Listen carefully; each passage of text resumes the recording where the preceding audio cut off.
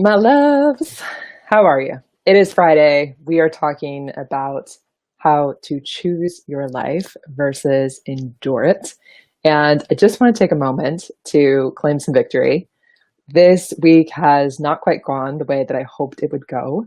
And I've kind of kicked things up into a new gear in Map of Progress land, as you may have noticed in the last couple of weeks, and been, doing these progress chats with you 3 times a week, and then translating those into blogs and transcripts and audios and automation and bots and all kinds of cool stuff.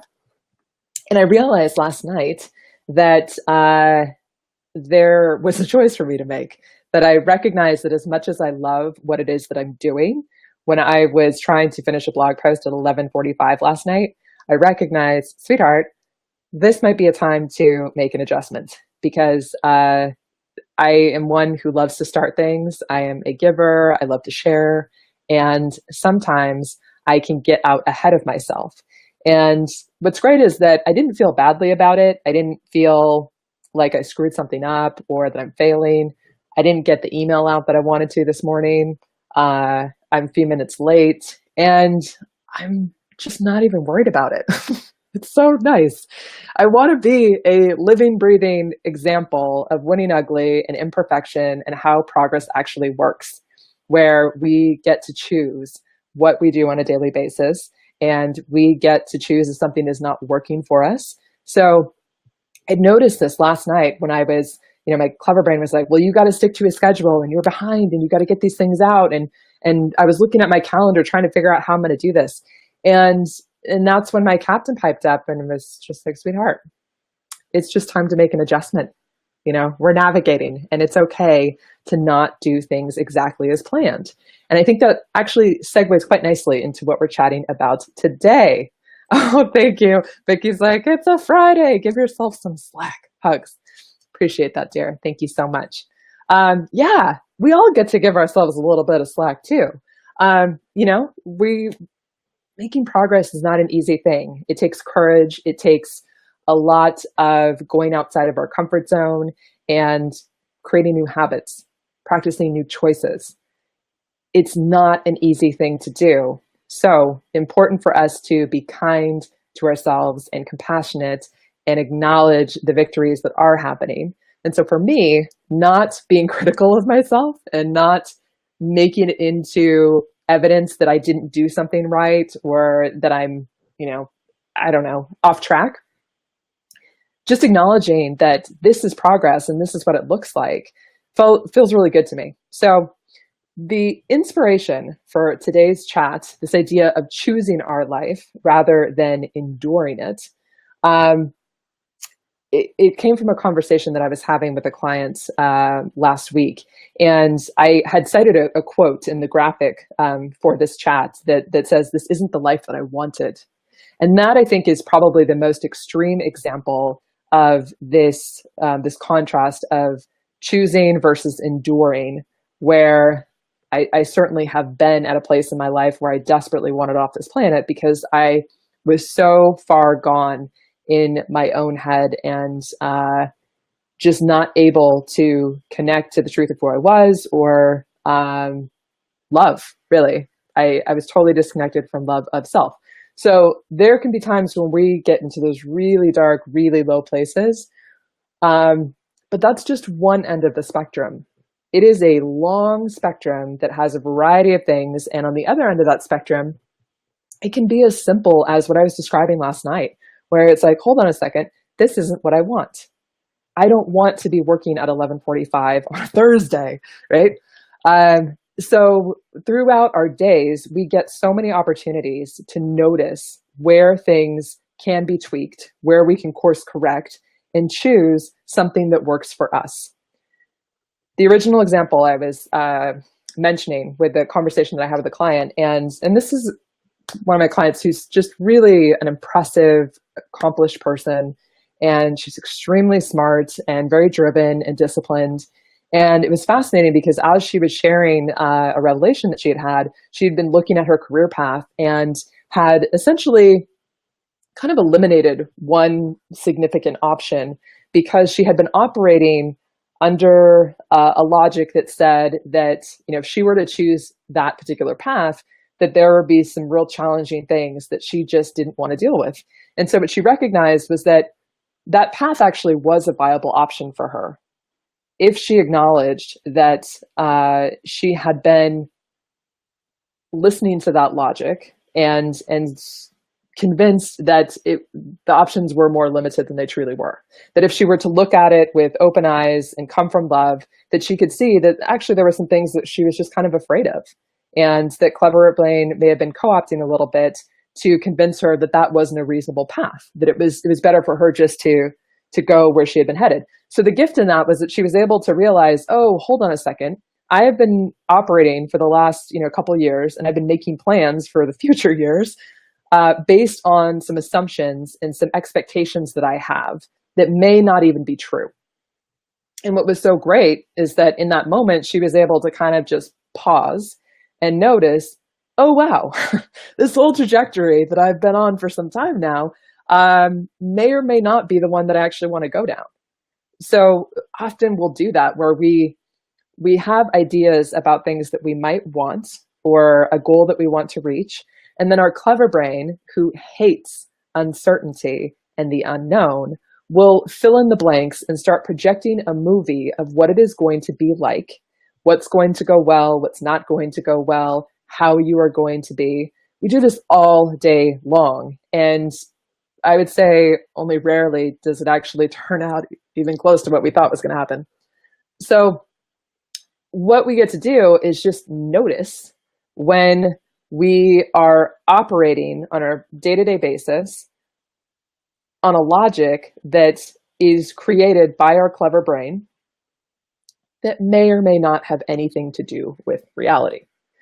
And I want you to pay attention to where you are noticing some resentment, where you're feeling irritated, where you might, I used to wake up in the morning and be really grumpy that I had to go to work.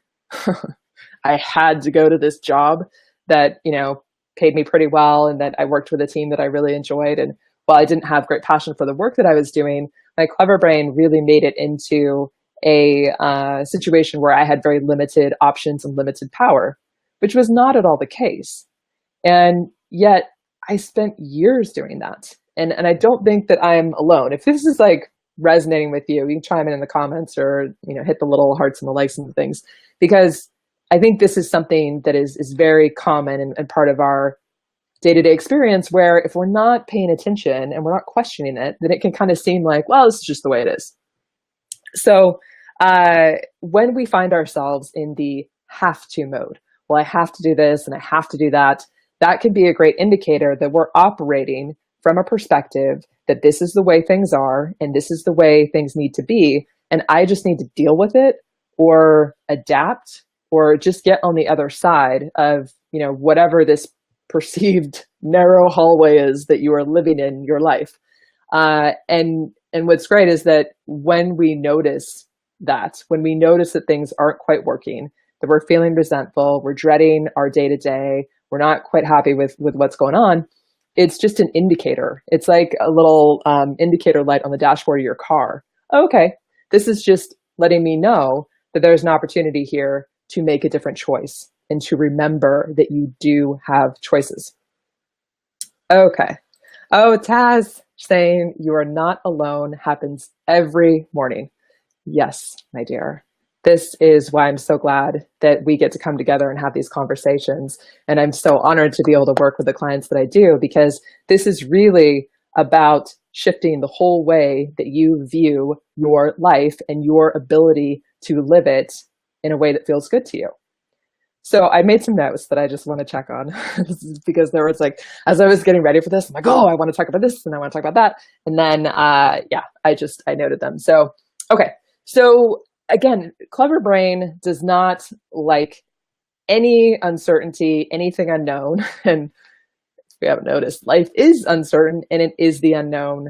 Whether we like to believe that it is or not, it is the way that it is. And clever brain loves to be in denial of that. And it is just a human thing that we do, where we set ourselves down a track, a set of expectations, even with me, and this relatively new expectation that I'm going to do these things 3 times a week, and I'm going to post this and do that, and I had all these ideas of how I really want to do it. And then I noticed when I was going into the execution of it and delivering on what it was that I wanted to create, that it wasn't quite going the way that I hoped it would go. So instead of feeling like I need to stay locked into that path, and if I'm not doing what I set out to do exactly the way that I was going to do it, that somehow it means that I'm failing, or that I didn't do it right, or that I need to sleep less or work more, or, we kind of make these adaptations based on this clever brain logic that, oh no, you said you were going to do that, or you set that goal and intention, and now you got to go do it. Regardless of what you have to endure, you decided, so we need to go do that. Because that's one of the things that Clever Brain can co-opt, this idea that we get to choose, we have choices, and Clever Brain can use that against you to say, listen, you made a choice. So even though this isn't working for you, and even though this is costing you your well-being, you don't get to make another choice because you already made a choice earlier, and you need to stick to that. Otherwise, you are not a person of integrity. You are not somebody that people can depend on. We can go down that entire rabbit hole. And what ends up happening is that drains so much energy, and it really takes us out of being at our best and feeling alive and feeling excited about what's going on. So I want you to just notice how you are relating to getting up in the morning and your job and the things that you've got going on, the hobbies that you're pursuing. Where are you feeling like you have to do things, that you don't have a choice, or that, if you were to make a different choice, you would be letting people down. You would be disappointing those that you care about. And there's all kinds of things that Clever Brain can use to have it appear that we don't have the choices that we do. Okay, so really important in terms of next right steps in sort of starting to build your awareness of this, and to start to create a new habit of choosing. Just delight in the noticing. It can feel overwhelming at times to, oh God, there's so many things in my life that I feel like I have to do, or that I'm enduring, that I don't have a choice. We don't have to change everything right now. You get to just be exactly where you are with what's going on in your current skill set, and then take your next right step. Your next right step is always the one you can do. And so a next right step for you, if you're feeling like, oh God, I can totally see this in my life, and it feels a little bit overwhelming, is just start noticing where it happens. Take the pressure off of having to, make all the different choices and have the courage and do all of the things, but just start where you are, and start with making that next step of noticing. And once you get good at noticing, then naturally you'll start to be able to make small choices that are more aligned with what it is that you really want. And, for me, my small choice at 11:45 last night was thinking, okay, you know what? I love doing this, and I love these chats. Let me figure out how I can tweak the format and delivery or frequency so that I get to do this and be with you and serve in a way that I want to, in a way that doesn't cost me my own well-being. So in the next week or so, I'll probably switch to doing these twice a week. And in the Facebook groups, we've got something called Book Clubbish that I just launched this past week. And it's an opportunity for us to have kind of like an on-demand virtual book club. So I'm excited to be doing those. And we've got 3 groups, 3 books. And so I will be doing those chats as well in the Facebook group. And if that's something that's interesting to you, please come join the tribe. You can sign up for our email tribe. You can purchase a progress map and come in that way. But there's opportunities for us to be connected, to be growing this community, for you all to be practicing these things, and for me to roll it out in a way that is still doable for me. Okay, we have choices. We just forget all the time. Okay, so Vicky, you're saying Clever Brain needs a time out. Yes, it does. I think of Clever Brain like my sweet dog Lula here, who I don't know if you can see. She's just chilling. Yeah, hi. She looks so sweet and peaceful. And she is when she is. And then other times she is on full security mode, where she is absolutely convinced that there are significant threats to our personal safety that she needs to protect us from. One of my favorite threats is when the freezer drops the ice cubes. That is a very distressing scenario for her. The sound of the freezer dropping the ice cubes into the little bin in the freezer sets her off every time. And she is up on all fours. She, hackles up, growling, barking, like ready to go.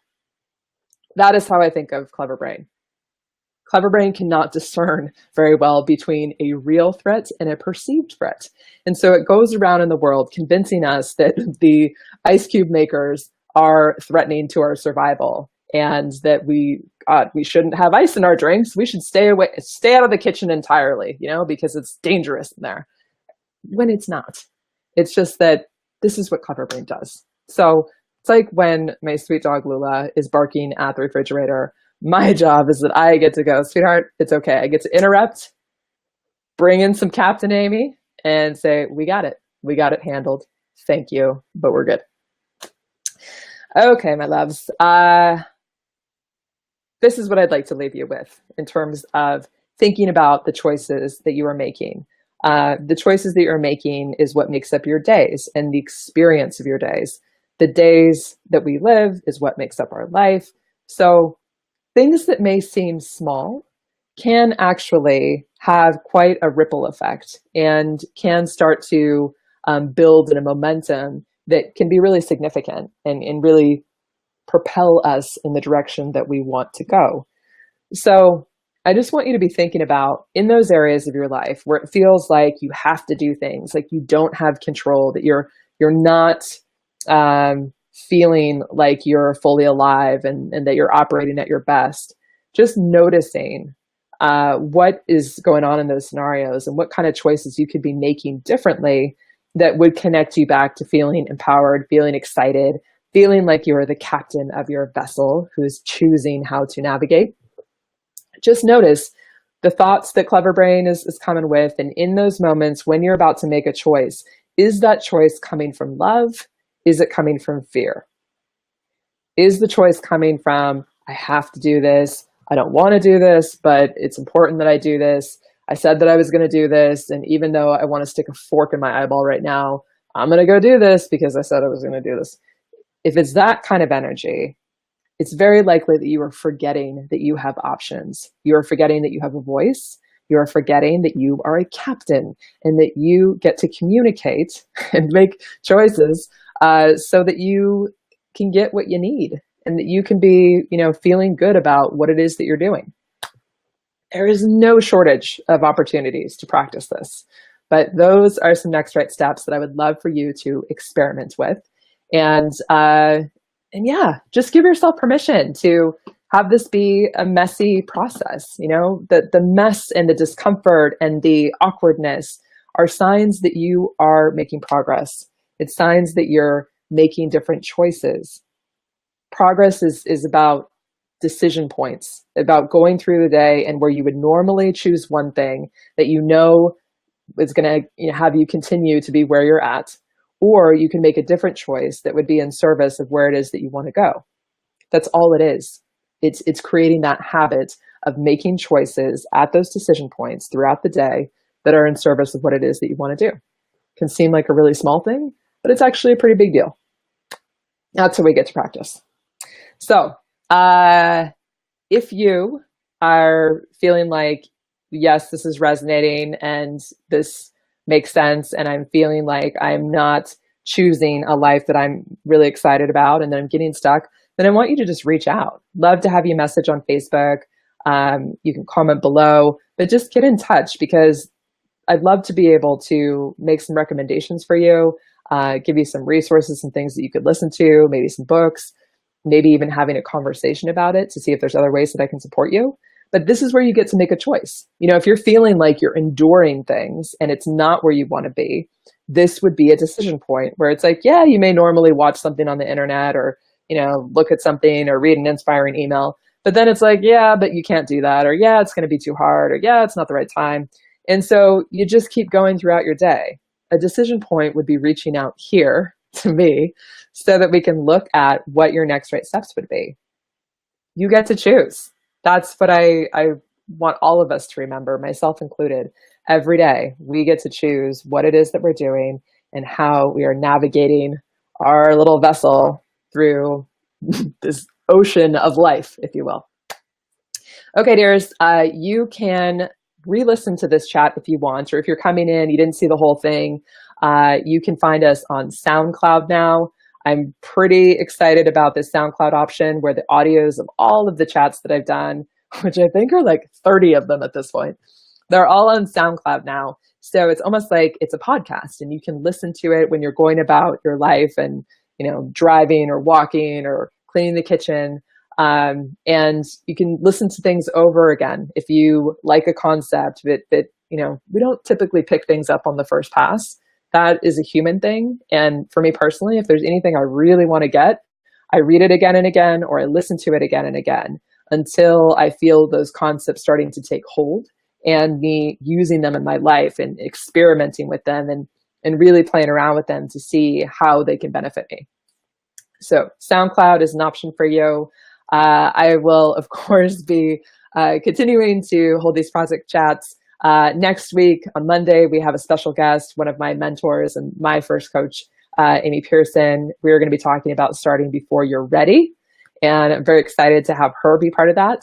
So we'll be back on Monday and I'll just post the schedule, as we go. And it's going to be okay. We're going to figure it out and practice making different choices, practice tweaking, practice captaining, all of the things. Great to be with you, my dears. Oh, Taz, you were saying thank you. Have a wonderful weekend. I appreciate that. You as well. And I will see you all next week on Monday. Enjoy choosing. Have fun with it and keep me posted on how it goes. All right. Be well, my dears. Bye.